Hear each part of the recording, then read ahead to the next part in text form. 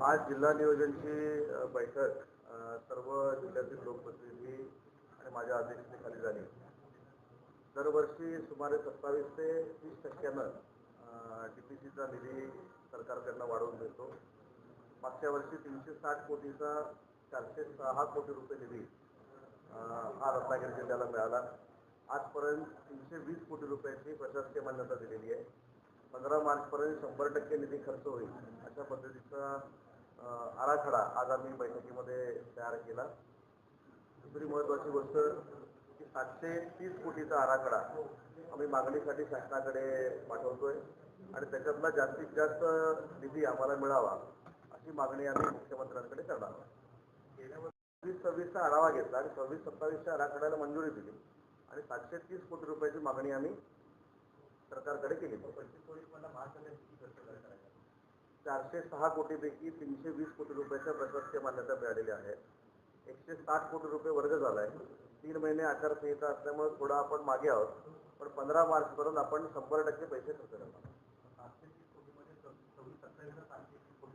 आराखडा काय प्राधान्याने घेतलं?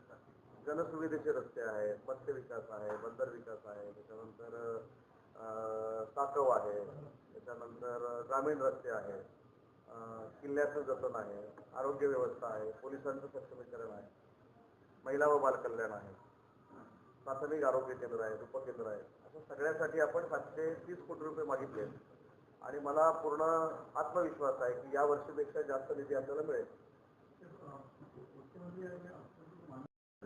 आणि त्याच्या संदर्भामध्ये अजून आम्हाला काय पाहिजे आम्ही मुख्यमंत्र्यांकडे मांडणार आहोत. सर, दादांच्या निधनानंतर आता अनेक चर्चा सुरू देखील आहे. आपण प्रमोद हिंदराव यांनी कसं वक्तव्य केलेलं आहे की दादा हे कारणे जाणार होते, पण एक फाईल सैल आली त्याच्यामुळे त्यांना उशीर झाला आणि त्यांना दुसऱ्या दिवशी प्लेनने जावं लागलं. प्रफुल्ल पटेलांमुळे त्यांना उशीर झाला असं त्यांनी कुणामुळं उशीर झाला आहे मला काही माहिती नाही आणि मी त्याच्यावर बोलणं योग्य नाही. आता प्रत्येकजण तर्कवितर्क याच्यामध्ये लावतोय. ज्यांना कोणाला खरी माहिती आहे त्यांनी द्यावी. शेवटी आज त्यांचा आकस्मिक मृत्यू होणं हे आमच्या दृष्टीनं सगळ्यांच्या धक्कादायक आहे. कारण अचानक जी व्यक्ती जाते ती व्यक्ती कोणाशी काय बोललेला आहे मी तर सांगू शकत नाही. कोण नेते भेटायला येणार होते हे मी सांगू शकत नाही. त्याच्यात प्रमोद हिंदूराव जे बोलले त्याच्यावर मी बोलण्यात काहीच अर्थ नाही. त्यामुळे ज्या ज्या गोष्टी काही खऱ्या असतील त्या समोर येतील. पण आज 100% खात्री आहे की सुनेत्रा वहिनी अजितदादांचा राजकीय वारसा पुढे नेतील.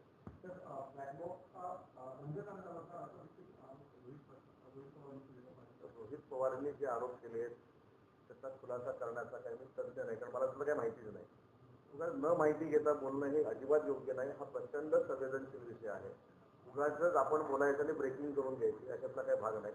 त्याचा ब्लॅक बॉक्स चालू होता, बंद होता, की तो कसा रन होतो हे पण मला माहिती नाही. त्याच्यावर आपण कशाला बोलायचं? ज्यांना माहिती आहे ते बोलले असतील आणि ते पुरावे ठेवतील समोर.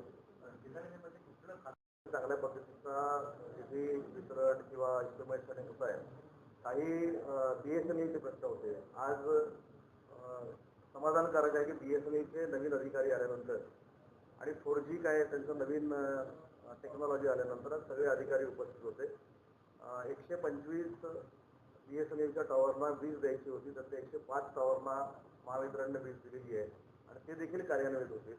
त्याच्यामुळे सेंट्रल गव्हर्नमेंटचे अधिकारी देखील आज DPCला उपस्थित होते.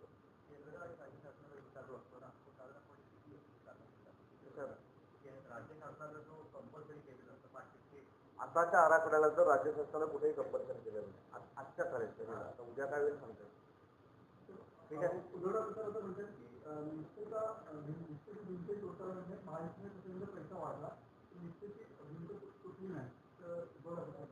असं वाटतं पराभव मान्य केला पाहिजे हेच त्याला उत्तर आहे. बाकी जास्त मी आता काय बोलत नाही. जवळजवळ जिल्ह्यामध्ये जवळजवळ 50% जागा आहे. काय लोक काय वाटतं त्यावेळी एवढं तुम्हाला यश लोकांनी जिल्ह्याच्या मतदारांनी जो महायुतीवर विश्वास टाकलेला आहे त्या विश्वासाला पात्र ठेवून त्यांच्या अपेक्षा विकासात्मक पूर्ण करणं ही आमची जबाबदारी आहे आणि त्या पद्धतीने करू.